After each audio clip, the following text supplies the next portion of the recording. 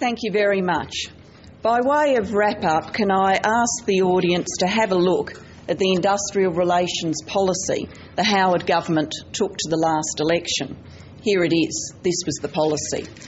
And if you do, you won't find mentioned in it award-stripping Australian workplace agreements. Not mentioned at all. You won't find mentioned in it unfair dismissal laws effectively taken away from all Australians. You won't find in it the sidelining of the Australian Industrial Relations Commission, the industrial umpire. You won't find in it the fact that the number of award matters was going to be reduced, so things like redundancy pay would no longer be guaranteed. You won't find in it the fact that AWAs were going to be forced onto universities and TAFEs, and you certainly won't find in it the fact that employees on the minimum wage would be required to have an 18-month wage freeze before the first minimum wage decision under a re-elected Howard government. Not one word. Work choices is the betrayal of the electorate's trust, pure and simple. And for the past year, coalition members have been scratching their heads, wondering why the Australian people have turned against them. They've asked themselves a lot of questions.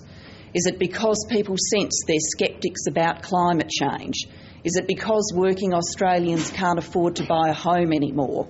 Is it Peter Costello's smirk? Is it Tony Abbott's rudeness? Or is it the fact that the Prime Minister is still there after all? John Howard even asked his Cabinet colleagues, is it me? The answer to all of those questions, of course, is yes.